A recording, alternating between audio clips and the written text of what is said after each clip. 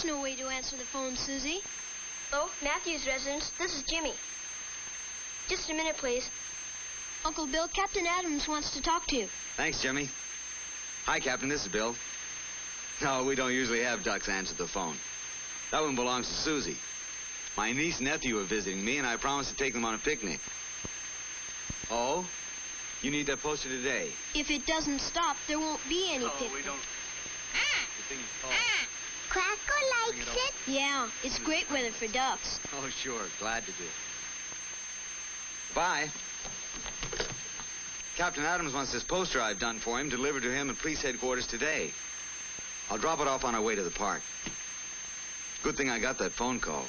If he hadn't reached me, I wouldn't have gotten it to him on time. I never thought about that, Uncle Bill. You never thought about what? What did people do before the telephone was invented? How did they get messages to each other in a hurry? Well, while we're waiting for the rain to stop, let's see if we can't find out by playing make-believe. Oh, good. That sounds like fun. Now, here's our friend.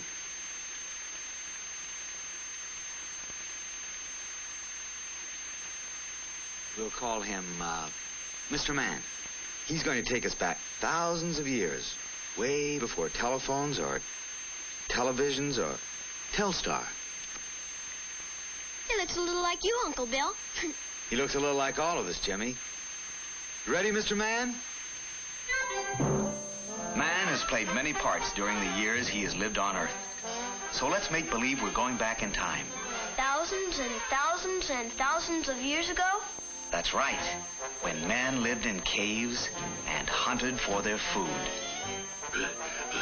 Found a herd of buffalo. At last, meat for supper. Run and tell the others to bring weapons, or else supper will run away. The only way Mr. Caveman knew how to get a message from one place to another was to send a runner. As civilization grew, man's way of life changed. But he still used runners to send messages. The Egyptians used runners. It took 2 days for a Greek runner to bring the news of a great victory. He is getting tired. He discovered he could ride horses.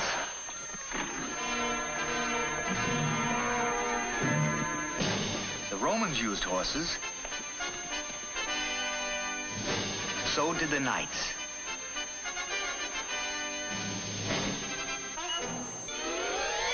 That's a Pony Express rider. That's right. But man wanted to send messages faster than a runner or horse could travel.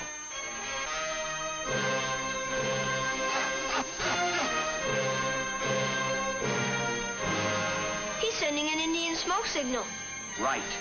But only the simplest messages could be sent this way. And none at all if it rained. He learned to use flashing mirrors by daylight and blinking lights when it was dark. He couldn't send messages very far that way, could he? No, Jimmy, he couldn't. But man has always been able to solve his problems by inventing new things. That's a telegraph message. Yes. About 125 years ago, Samuel Morse invented the telegraph, a way to send code messages over an electric wire. The code was made by using different clicks for each letter of the alphabet. First message sent over 40 miles of wire was, "What hath God wrought?" The telegraph was, and still is, wonderful. But Mr. Man wanted to send his voice over a distance, to carry on a real conversation. Then in 1876, a man named Alexander Graham Bell found a way. He invented the telephone. Hey, that's your phone, Uncle Bill. Hello, Matthew's residence. This is Jimmy. Oh, hi. Hi, Mom. Hi. Yes, we got here before the rain started. Good. Uncle Bill's going to take us on a picnic if it lets up. Fine. We're playing make-believe. I'll tell you about it when we get home. Good. Okay, Mom. Bye. What are you doing, Susie? She wanted to hear the voice going through the wire. You can't hear voices in the wire. Well, how does it work? How'd your mother's voice get in the phone? That's simple. That's funny. I don't know. I never thought about it before. We were talking as if we were in the same room. How does the telephone work, Uncle Bill? Magic? No, not magic, Susie, but science. Science of sound waves and electricity. How do they work? We'll let Mr. Man show us.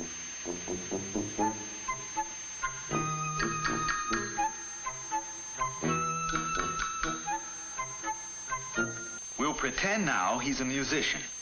All sounds come from a movement of the air, back and forth, like waves. I don't see any waves. See the string move back and forth? I have seen strings and rubber bands move back and forth, but I've never seen a sound wave. Well, you can't really see them, you hear them. But if you could see them, they'd look like this. Different kinds of sounds make different kinds of sound waves. A low sound makes a different wave than a high sound.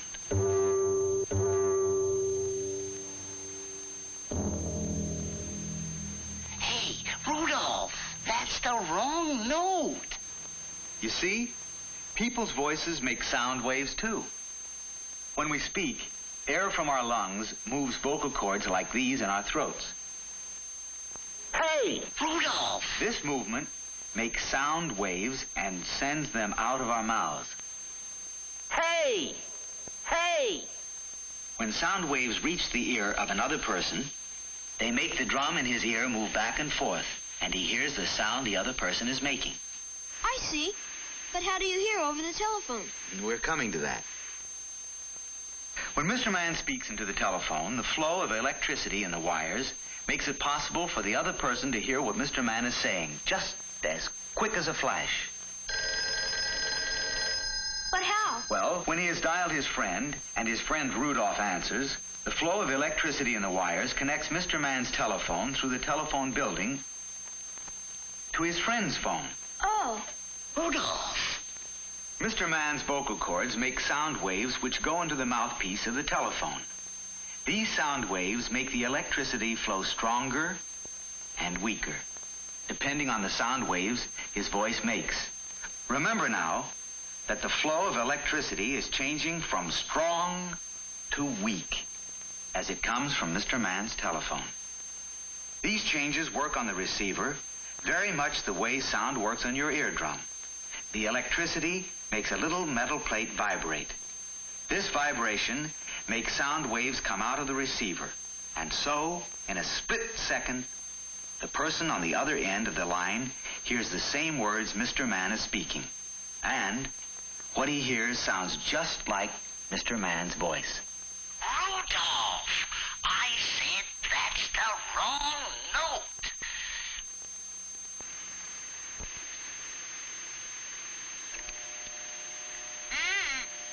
Susie, you shouldn't play around with the telephone. Somebody may be trying to...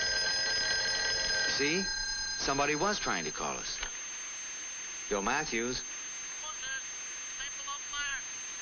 Would you repeat that slowly, sir? Well, you must have the wrong number. What number are you calling? It's Mabel Noble there. Well, not so loud. Oh, excuse me. Doesn't Mabel Noble live there? I'm sorry, but this is 555-3759. I shouldn't lose my temper, even when people roar into the telephone at me. Always talking. It's a good thing animals don't talk on the telephone. Say, let's pretend we're at a talking animal circus. Mr. Man can be the ringmaster. Sounds like fun. There we are. May I draw his whip? Sure.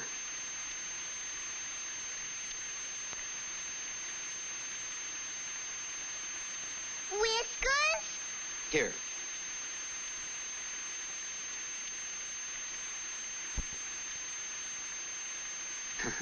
All set, Mr. Man?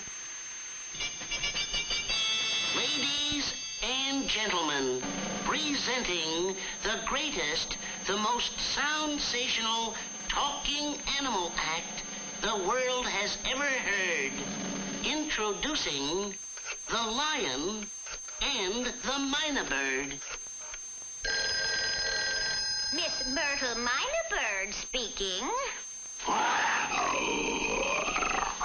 are you? Please don't roar at me. What did the lion do wrong, Jimmy? You don't have to shout into the telephone to be heard. That's right. Just use your normal speaking voice and speak directly into the mouthpiece. I'm sorry, Myrtle.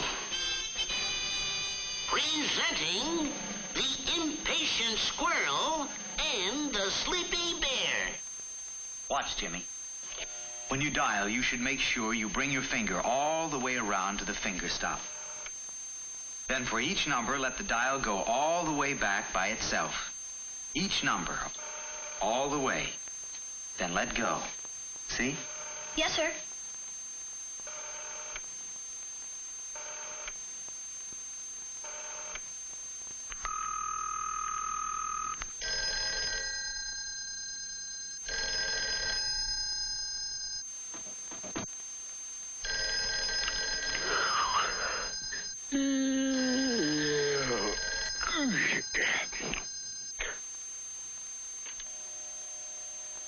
Hello?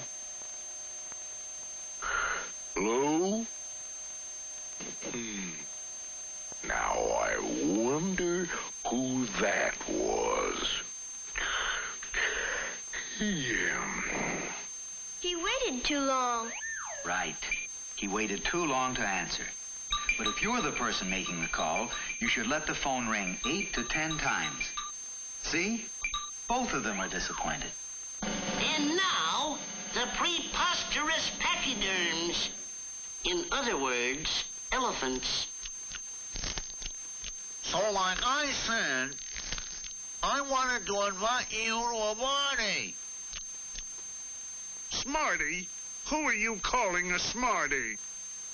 No, I said I'm giving a party at my house. Mouse? Don't you call me a mouse. What is the matter, Jimmy? Hello? I know. It's important to speak clearly on the phone so the other person can understand what you're saying. Right again, Jimmy. And now, for our grand finale, the gossipy piggy and the fed-up fox. Well, guess who was there? Betty. So I said to her, well, how is it every time I go to a sale, I run into you? It's just the funniest thing. Oh. Excuse me, lady, but I've been waiting to make an important call for 25 minutes. But I simply must tell Irma about my new hat. Well, now, as I was saying before I was interrupted, It's selfish and impolite to hog the phone. Somebody may be waiting to use it or trying to call your house. Gee, that was fun. I hope nobody's being selfish on Bobby's phone. I'll call him to see if he's coming on the picnic.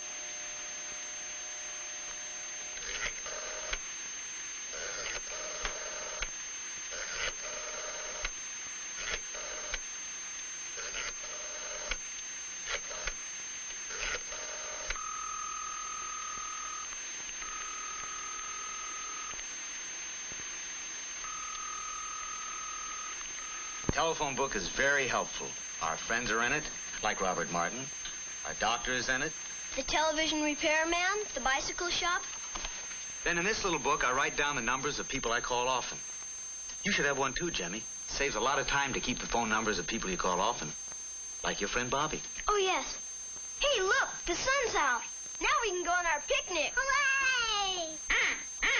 I'll try to call Bobby again. Well, tell him to meet us in front of the police station at 2:30. That way we can drop off the poster for Captain Adams. All right.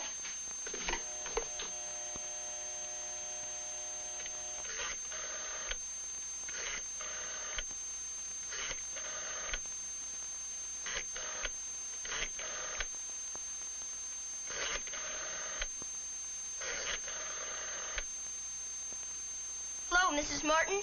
This is Jimmy Matthews. May I please speak to Bobby? Thank you. Hi, Bobby. Listen, we'll meet you in front of the police station at 2:30. Don't forget to bring your ball and glove.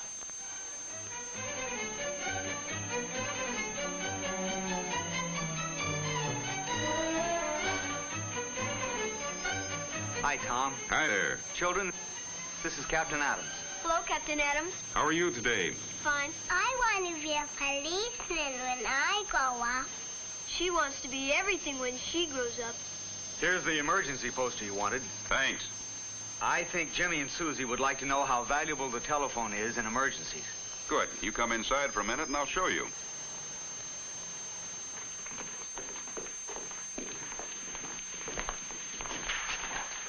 Now, the telephone helps us because it lets us know right away when we're needed and how, when, and where we can help people. How would I call the police if I needed them? This poster your uncle made will show you how. We want to use this to show children how to get help. In an emergency, you dial 0 to get the telephone operator.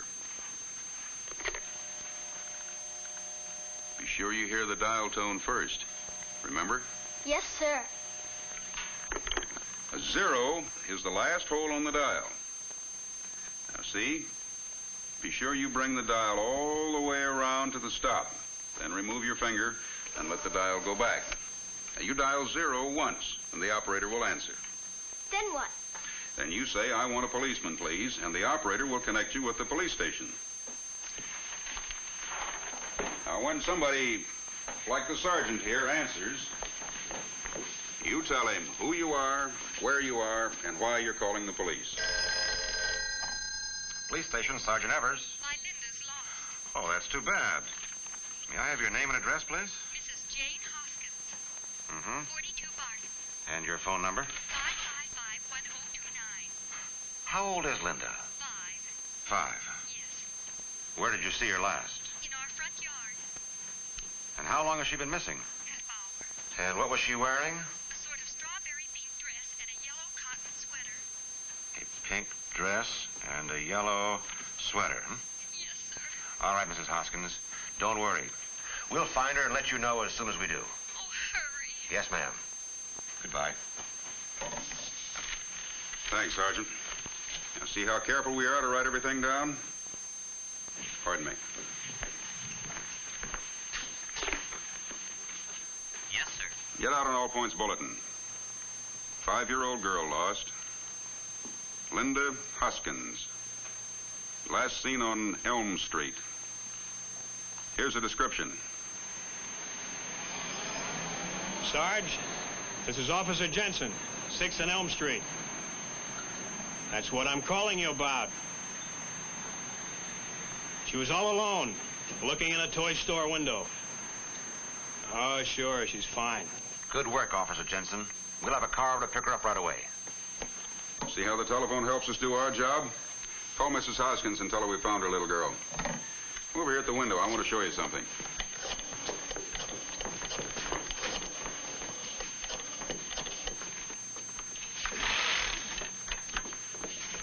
There it is, the telephone building. In many ways, it ties the community together. When you dial a number, this equipment inside the telephone building automatically connects you with the person you're calling, whether he's across the street or miles and miles away. Thousands and thousands of calls go through here every day. This is Riley's Dairy. We need 50 pounds of butter. 50 pounds of butter. And 1 crate of large eggs. We'll deliver it today. This is Mrs. Lee, Doctor. When can I bring Tommy in for his checkup? Let me see. How about Tuesday, 4 o'clock? That will be fine. Marletti's Garage, Joe speaking. This is Les Perkins. My produce truck's broken down. I don't know what's the matter. Well, where are you? Highway 26 near Maple Avenue. Okay, Les. I'll be right out. Lena's mother asked me to stay for lunch. May I? All right, Maria, but be home by 3 o'clock. I will. That shipment gone to Plainview yet?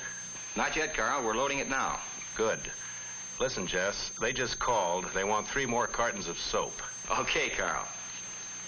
But telephone service wouldn't be complete without people to handle special calls and emergencies. Let's hear what the operators are saying. Mr. Hanson, please. Long distance calling. I'm sorry, the line is busy. I'll keep trying and call you. Mr. Marco, I'm ready on your call to Honolulu. I'll connect you with the fire department. On your call to Sunnyside, Mr. McCarthy will be back in an hour. Will you talk with anyone else? Thank you.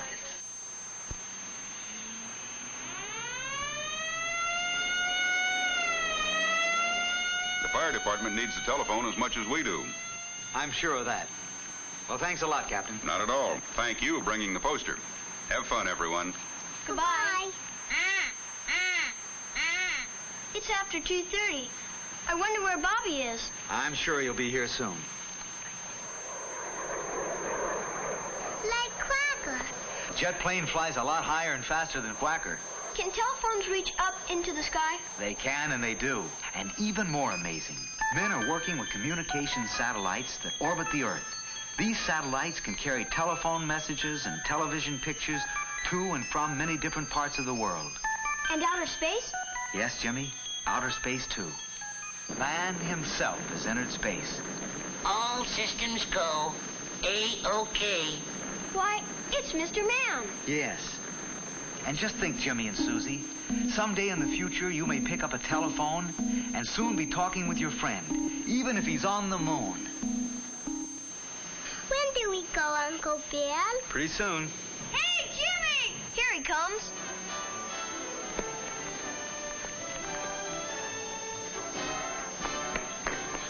Sorry I'm late, Jimmy. I couldn't find my glove. That's okay, Bobby. Let's go.